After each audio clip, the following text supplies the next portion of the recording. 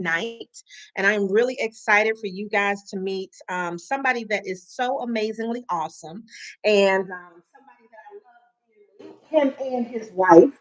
And, it's a wonderful thing when you get the opportunity to grow with people. Do you know what I mean? Like when you can see people from the inception of the idea of the things that they want to do, and then you can see those things come to fruition. It is totally and completely amazing. And so tonight I'm going to get the opportunity to be able to interview one of my best friends that's like for the longest amount of time been in my life in some way, shape, or form from probably the age around 16 or so, 16, 17, somewhere in that age range.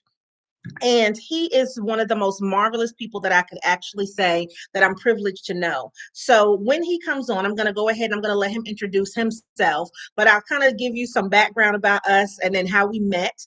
And then this way we'll jump into tonight where we're talking about confidence in your brand. So first and foremost, let me introduce myself. I'm Chisa Pennix-Brown. I am the CEO of Lady Business. I'm a virtual educator and author, a podcast host. What else do I do? I host wonderful curated events, and I have a nonprofit called Real Glow Getters. In addition to that, I teach people how to start and grow their businesses, specifically focusing on social media and marketing and people being able to really develop a brand. So the reason that we even started doing this thing this evening is it's Women's History Month. So first and foremost, happy Women's History Month. Now, I always think it's really interesting when people designate a specific month or day to something which allows people to really kind of get into the feeling of things. And so Women's History Month, I think, is an important thing for me because women tend to be marginalized in so many different ways. And the thing about that is that women are marvelous. Women are why everybody exists in the first place. Okay. And it may seem a little bit weird that this first one, to start off Women's History Month, that I'm going to have a gentleman on. But the great thing about having a gentleman is being able to get someone else's perspective. And so, in being able to talk about confidence in your brand, I am very much a proponent of, hey, Donnell.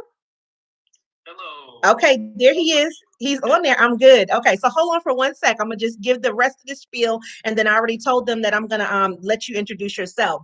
But when men speak with authority. Sometimes women, we might shy away a little bit. And so one of the things that I'm really big on is people having confidence in their brand.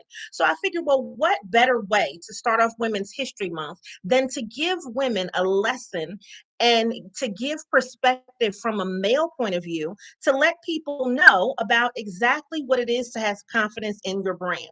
So Donnell Baldwin, hi. Hey, how are you? I am marvelous. All right. So, first and foremost, we met, and I told them around 16, 17 years old, somewhere in that time frame. Yes, you're right. 16 years old. Okay. So, we have been friends for all of that time. And we only like 22 and 21 now. So, Precisely. Precisely. Exactly.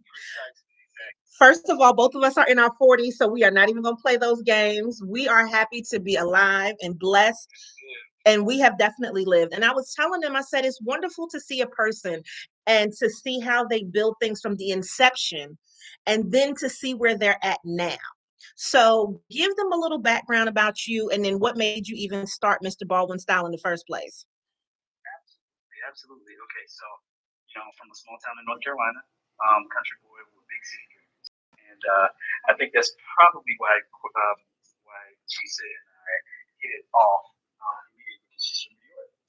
And so, unlike a lot of my friends who were going out and getting jobs at like fast food places, you turn 16, you want to earn a little bit of extra money.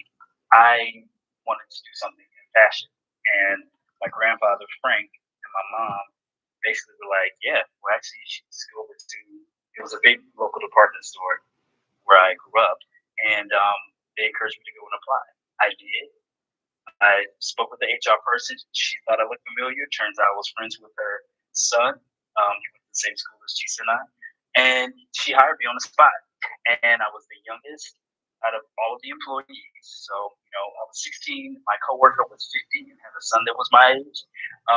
And he just showed me the ropes, taught me everything that I knew as it related to, um, fashion, style, putting things together, visual merchandising, along with the management team, along with just being intrinsically inclined to fashion and style, for my family, for my rearing.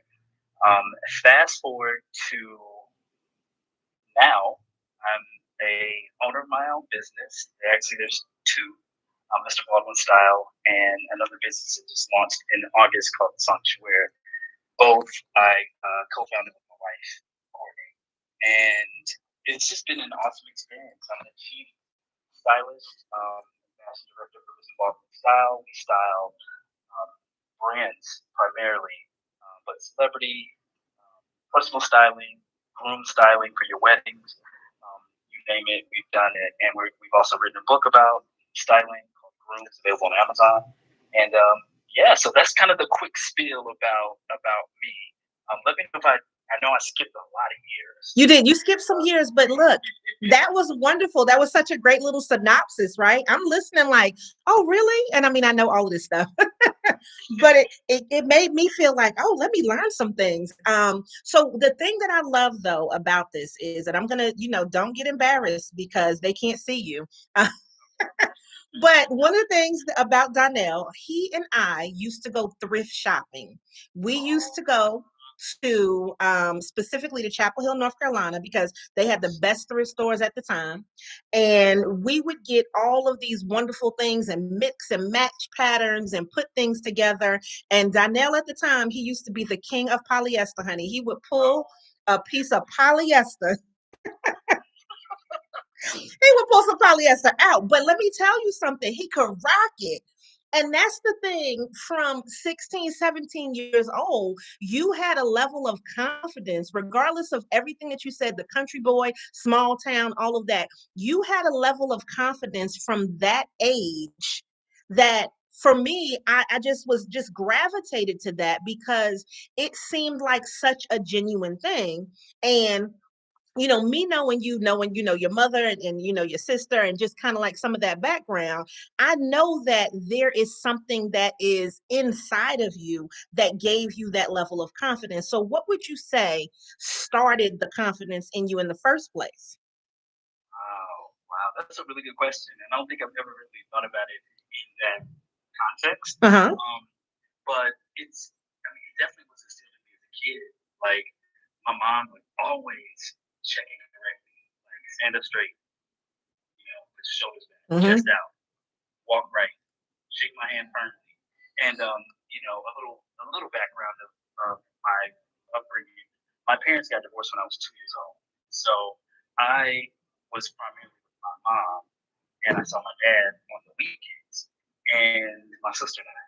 And so a lot of the rearing that takes place during the week, and all those things that in school, like somebody was picking on me about this, like all of that kind of came directly to my mom because I spent more time with her, Mm-hmm. and so my mom was just like, this is how you're supposed to do. This is how you enter the room. This is how you command attention. This is how you speak to people who are your elders. Mm-hmm. This is how you, and all those things that confidence building started when I was very young. Mm-hmm. And, her telling me that, you're a king, you're a child of a king. Like, those powerful statements were the things that have still to this day have helped me,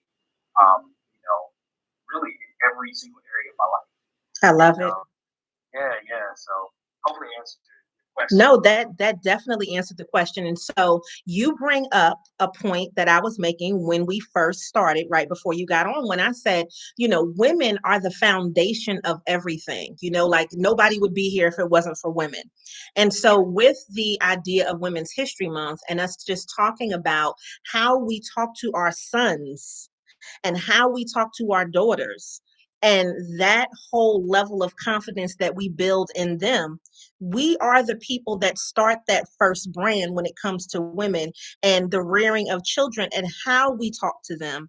And then it makes a difference in how they feel about themselves and how they carry themselves. So you answered it perfectly. I mean, I don't think it Oh, could have been any awesome. better. Well, you know what? Well, thank you for saying that. And as I'm thinking, and as you're talking about it, like I remember specifically me kind of going from, I kind of reside in a lot of different spaces. I'm kind of like a character when it comes to dressing. So if I'm going to dress a certain way, I'm going to dress that way from head to toe. So if I Mhm. wake up feeling like a cowboy, I'm going to be a cowboy from head to toe. Come on, Rhinestone Cowboy. Come on. Listen, I'm going to be prepping. I'm going to be a college prep from head to toe. And I remember when I was kind of exploring and dressing and, picking out the styles and things that maybe we had picked up at the store or whatever. My mom being kind of like my chief advocate, like, oh boy, you look sharp. Oh, that's Mhm. good. Oh yeah, your daddy used to run that back in the '70s. Like Mhm. she encouraged me to explore and to like really try to express myself and in my through fashion, through Mhm. style. And she never did anything or made me feel like it was weird or it was strange or anything. Like, she always encouraged me to kind of explore that and just, there was some misses. There was a lot of It's misses. okay, but you got it together. It was some misses, but it was a whole lot more hits than misses. So yeah, so and that's another thing too is that having that foundation of my mom, kind of that backbone, Yeah. that initial okay, it's okay, yeah, try that, yeah, like those pants, yeah, grab those, do that, get this shirt, I think this shirt will look great, that type of thing. So Now, how has that helped you to transition into being a full-time business owner? And when I tell people that, I will always want to make the distinction. It is a very different thing, in my opinion, and I separate the words entrepreneur and business owner. I look at an entrepreneur as a person that additional piece of income. And when you're doing this full time and you have nothing to rely on aside from your and what you put out into the world, which of course to how did you transition this from going to, starting at a local department store and then now having Mr. Baldwin Style and Sanctuary? I literally soaked up every single thing I could from every experience I was in. And what I mean by that is from, you know, from being in that department store and Mm-hmm. having coworkers that were 45, 50 years old. These people have lived double, more than double the time. So I literally wanted to hear every single thing they had to say, every piece of advice, every single thing. Fast forward to college, where I actually kept it first couple years of college. Um, the same exact thing. It's listening to my elders. It's finding work study jobs where I can kind of glean from older people and from people who have side hustles and people who are, they may work a full time job, but at night they're doing their own thing. Maybe they're braiding hair, maybe they're cutting hair, maybe Mm-hmm. are making T-shirts or whatever the case may be. So I'm literally soaking it in like a sponge. People from my church used to do things on the side as well. And then fast forward to grad school, just the same exact thing. And at that point, I was earning a master's in communication, so that I was actually getting like a deeper dive into the interpersonal and the intrapersonal communication methods and how you show up in your body language and how in business, how you just kind of how you are in Okay. business. And all of that has kind of poured into this brand, this branding that I've been able to achieve now having left the corporate.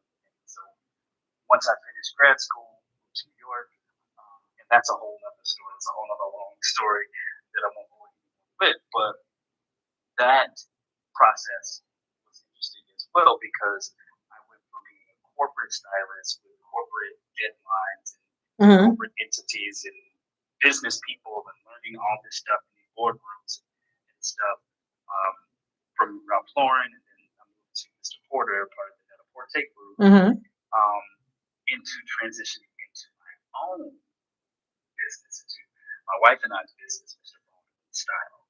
And literally, when I tell you every single thing I've learned along the way, I help and use that information to better position my own brand. Like, Mm-hmm. if I know that something that Ralph Lauren did or that Mr. Porter did that was off and it didn't land, Mm-hmm. like I'm not going to do that. Like I'm just not going to do it. There's kind of best practices in these Mm-hmm. multi-million dollar companies. So I want to do those best practices for my own business.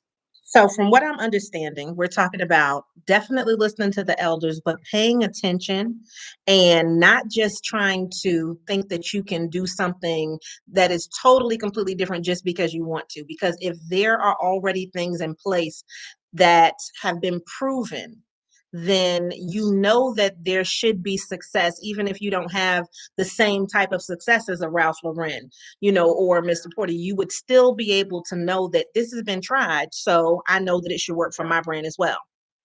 absolutely, 100%. Okay. Now, communication is also the other thing that I heard. And when I think about communication, when women talk, a lot of times we tend to be way more empathetic.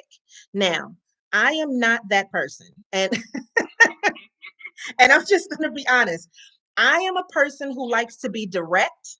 I like to tell you what I want. And I used to say, well, maybe if, right? I think that in our communication, when we talk about written and verbal communication, it's a clear distinction because men tend to just say, this is exactly what I want, or this is what I need.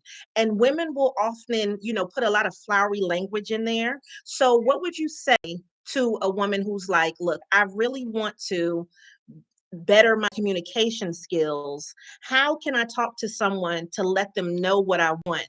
Be direct, but not be looked at as being aggressive, because I think that's what happens a lot of times is if a woman is direct, it seems like, she's really being aggressive and she's just telling you the same thing that a man would, but the tone can often make an adjustment as well. So, what can a woman do to have clear, direct communication, but not necessarily come off as aggressive?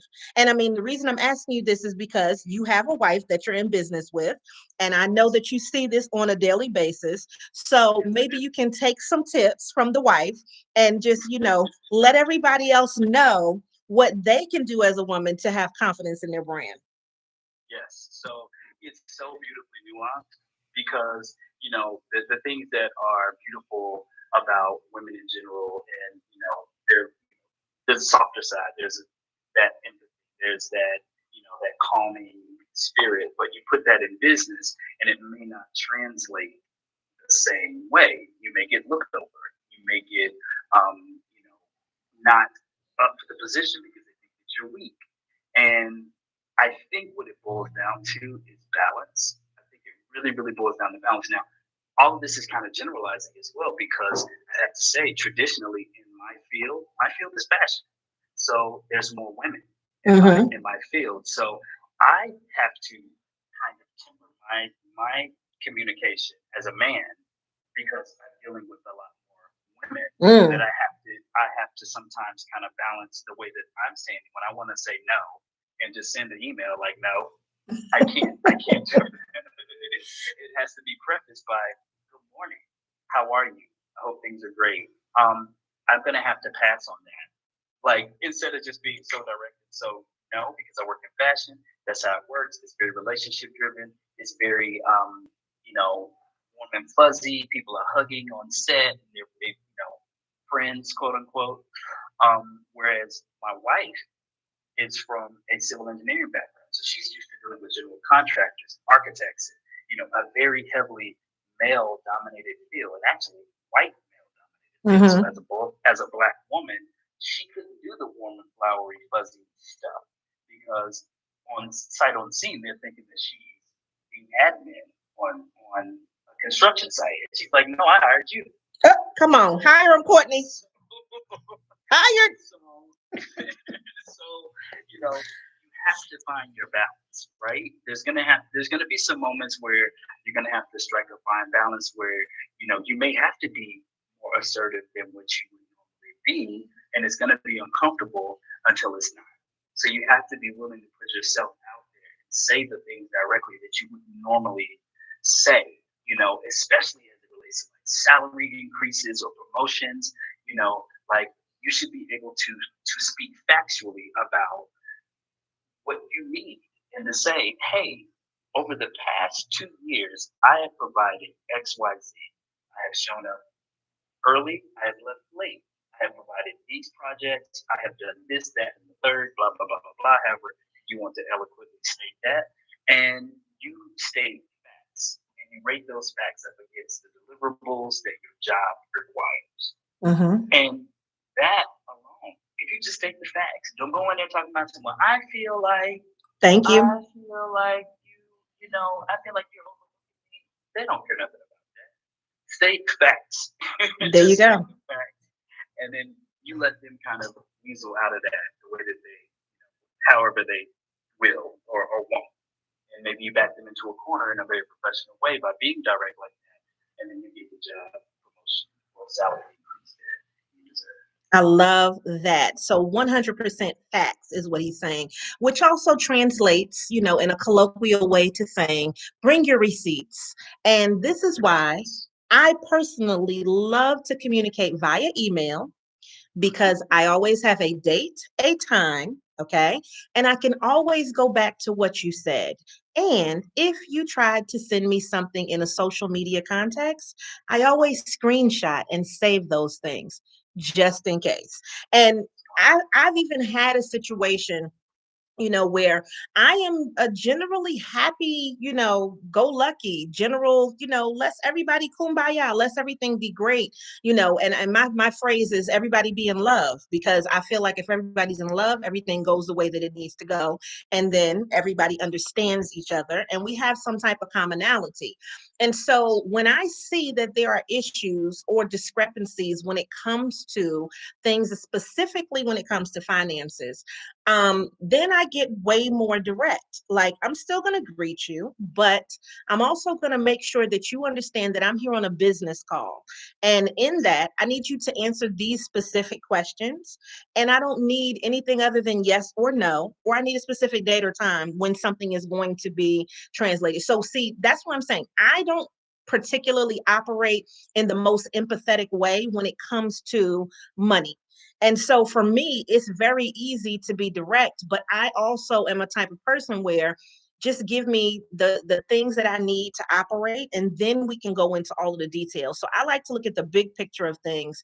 And then if I need to ask more questions, be able to do that. So I'm setting you up right now, because this is a question that every business owner, every entrepreneur, and every person that's in a position like yours, where you've already been through the things and you've reached a certain level of success, you get asked these things in relation to people wanting something from you.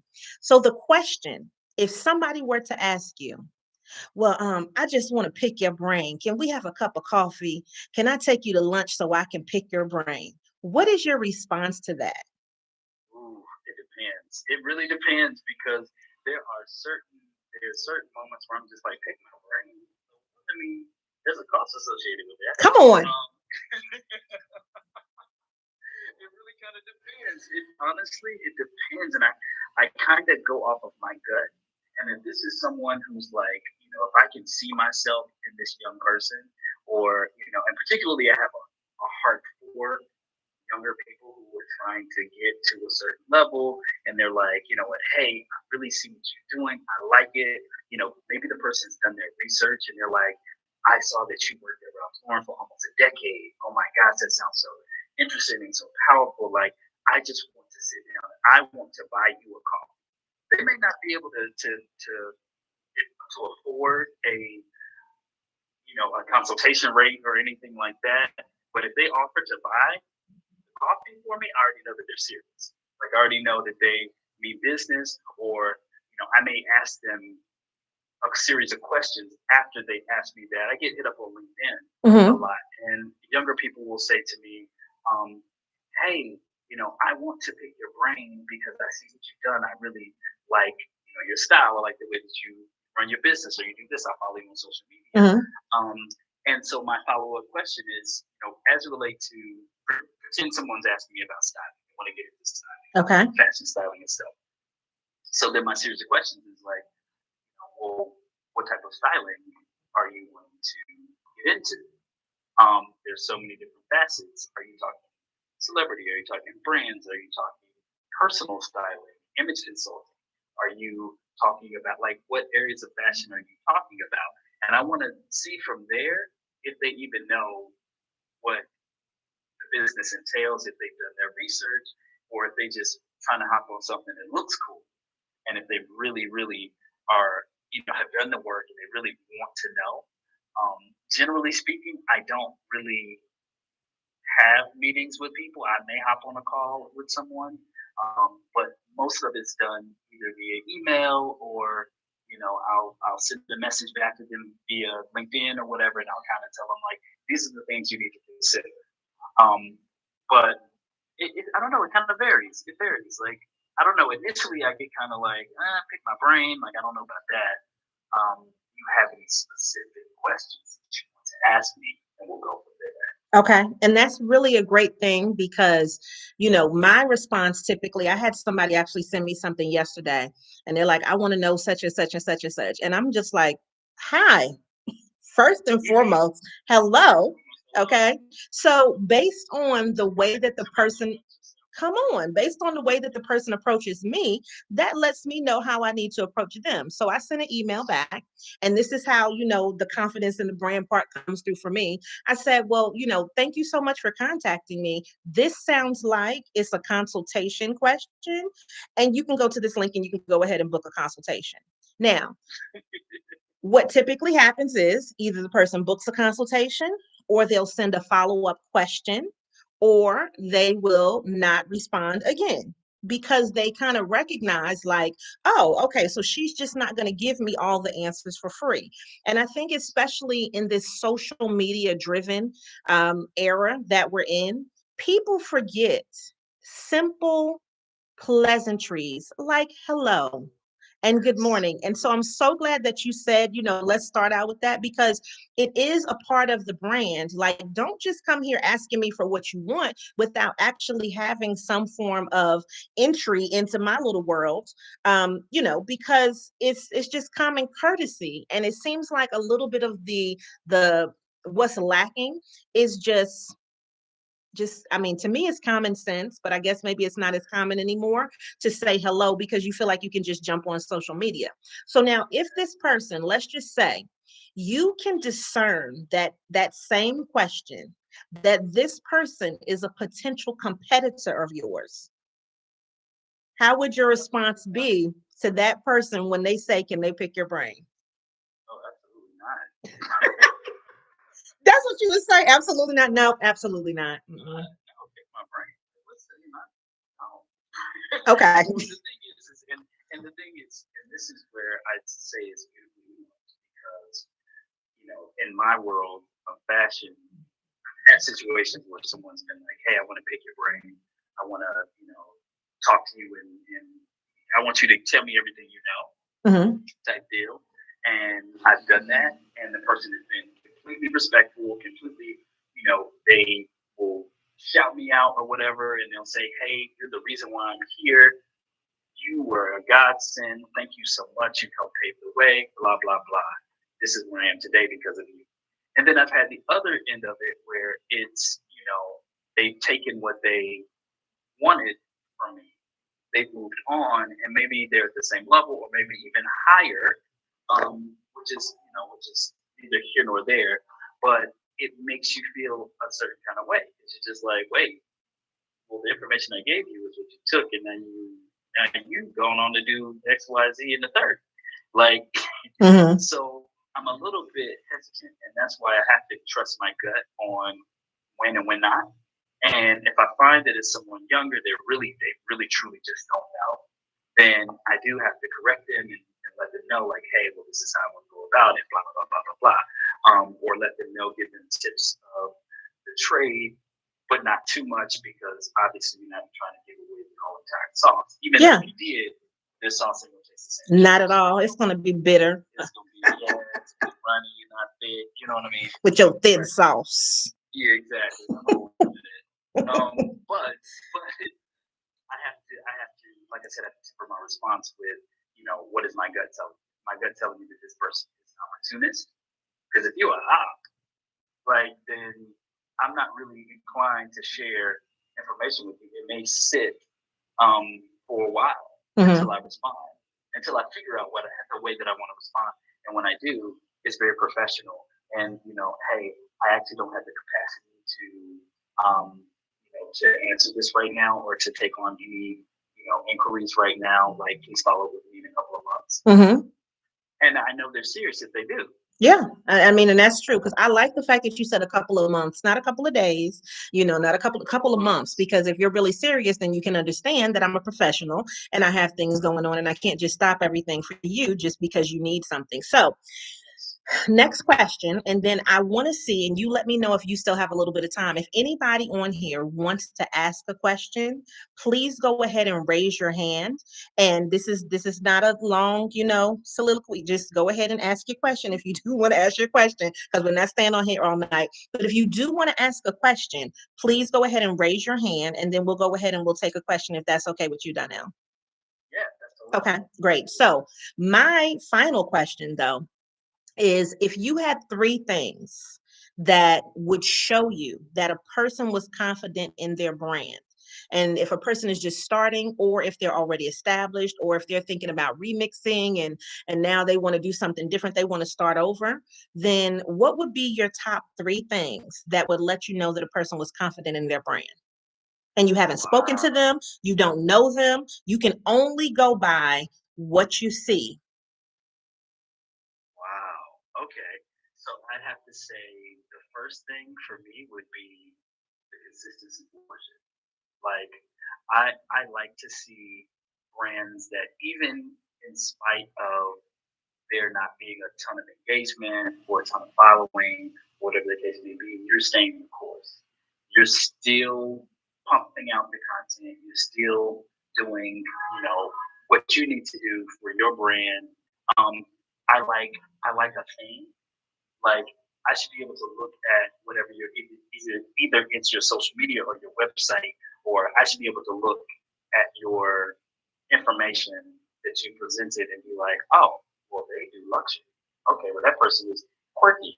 That person's into color, and that person has, and that's what I mean by theme. There's some type of theme there, and I hope that makes sense for people. And the last thing that I have to say is presence. There has to be some sort of presence. There has to be something that magnetizes you to other people. There's something has to be there that draws people in. Like, I understand that there's some people have social media courage, and like you meet them in person, they may be a little bit shy. They may be a little bit shy, or they don't have it the way they have it on social media. And that's another nuanced topic as well. But there has to be a presence when you show up. Do you match what you put out? Like, as colorful and bright and consistent as you've been, either with your brand, your social media, your website, whatever the case may be, when you show up, are you consistent? Are you have a presence? Are you bold? Are you bright? Like, the colors that you put out there are you muted, neutral, and where is the presence? So I'd have to say those three things is kind of what I look for, what I see with confidence and branding. Or I hope that makes sense. No, I love that, because you should have saw me in the background. I raised the roof. I had my hands out. I started to bring out Money Maraca, because everybody that's been to my classes before or that's been to my events knows that I will bring out a Tammy Faye, who is my tambourine. Yes, Tammy Faye Tambourine Brown. But for 2021, we have a little thing called Money Maraca. So hold up, let me let y'all hear her. So Money Maraca comes out when we're talking about things that specifically, refer to you getting this money. And I think that you have just given us so much in such a short amount of time. And it, to me, makes perfectly good sense. It makes sense for you to say the things that that resonate with you as a person, and then for that to come across in the things as far as the content, the look, the feel, the image that you put out. And then that's how people can see the confidence. And also making sure that our communication is something that will allow people to you know discern, should we spend our time with you? And so I think from that perspective, I think you've given me everything that I need this evening. Now, if anybody else would like to ask a question, now's your time to raise your hand. And otherwise, forever hold your peace. But if you want to say anything, if you want to, you felt this in your spirit, you were like, oh my God, I'm on the right path. Anything, if anybody wants to do that, go ahead and raise your hand, and we'll have an opportunity for you to go ahead and ask a question. And if you're not following Donnell, please go ahead and follow him on Instagram and on Twitter, as well as myself. If you just joined us this evening and you were not following me either, I'd greatly appreciate that. And make sure that you keep up with the brands that we put out, because I'm going to be honest. I mean, everything's on point. I can't, I can't really speak for a lot of other people. I mean, but no, I mean, honestly, I used you in an example in one of my classes the other night. And I was just telling people like how wonderful the brand was, and how in such a short amount of time, you guys are able to coalesce all of the press and the publicity and the things that are important and impactful. And not only are you helping yourselves in business, but you're also helping other small Black owned businesses and businesses of color. And that is an important thing to be able to do, especially with a brand, that hasn't been around that long. I think that that's an impactful thing. Well, thank you. Thanks so much. And from literally from inception, it's always been to amplify Black and brown voices. Like that's literally what it's been, and to showcase Black people in a great light, and to provide a platform, specifically talking about sanctuary.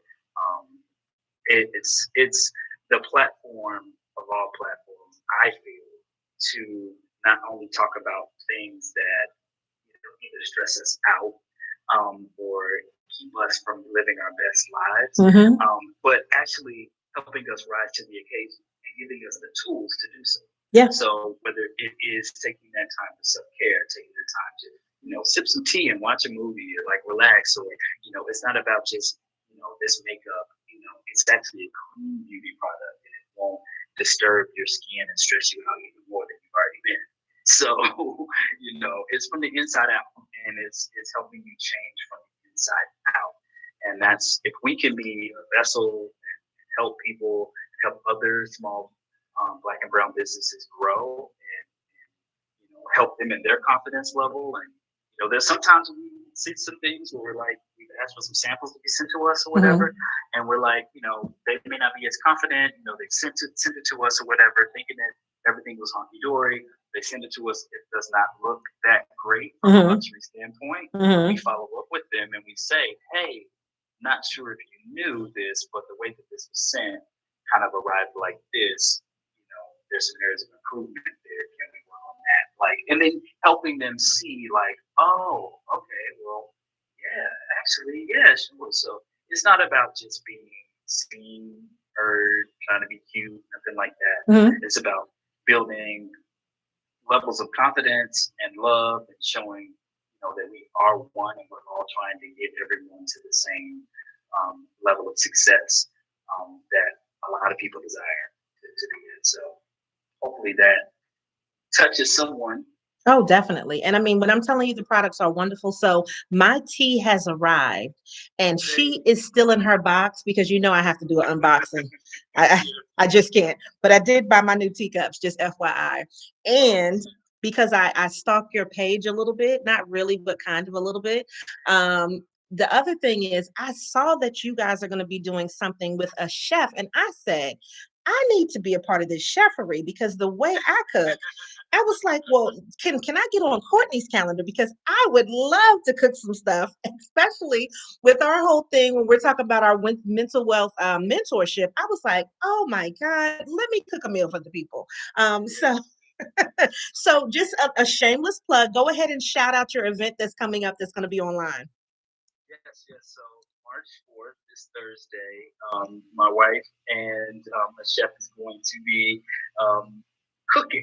And I'm not sure if my wife is going to be taking part of that, but the chef is definitely going to be cooking. But you definitely want to check. But you definitely going to want to check out at Sanctuary Life, and that is SANCTUAIR Life. And so basically, that they're gonna get done in the kitchen and try to burn on some vegan options. All right, it's Chef Amelia Irene, founder of Lotus Lane Retreat. But go to Sanctuary Life and you'll see all the information. It starts at 8 p.m. Eastern Standard Time. And we'd love to have you. Love to have you join and just learn more about vegan cooking, veganism, lifestyle, eating healthy. You may not want to commit to a vegan lifestyle because sometimes that's very difficult for some people, and this may not be appropriate for your body. But there are some different ways to infuse some really, really good recipes into your mix. So, Yes. yeah, check that out. Check that out. Yes, my wife because Courtney's going to be on there. So doing a cooking demonstration with the chef. yes, because I'm not ready to commit yet, but I am a pest of vegetation. So everybody, write that down. Everybody, pest of vegetation. What exactly is it? All kinds of seafood, okay, and we eat vegetables, you know, Okay. and Okay. and then we I eat love some poultry. So throw that in there. So a pesca vegetation does those things. But no, I mean, I think it's really wonderful, and I appreciate your time for coming on this evening. And so, everybody, I hope that you've been able to glean a little bit into having some more confidence for your brand, some of the things to do. And this is, this is something that I really hope that people are able to impart into their own businesses, and not just their business, because when we talked in the beginning, and I was just saying, you were a brand before you were a brand, you know what I mean, at like 16 years old. Some people didn't have that. And so hopefully with what we're doing, we can go ahead and we can give you a little bit of that confidence, because you know what we do here, we give it to the people.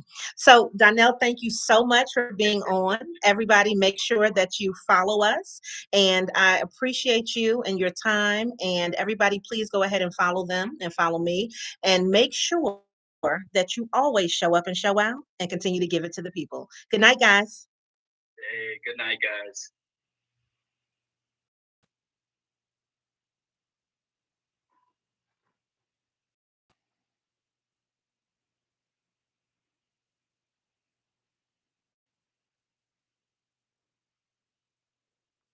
Oh, hey, if you're on YouTube, thank you so much for watching. I appreciate. Hopefully you were able to hear. I'm not sure of the sound quality because tonight we were using our iPad, but I hope that you were able to glean a little bit out of it, and make sure that you again always show up and show out and continue to give it to the people. Good night.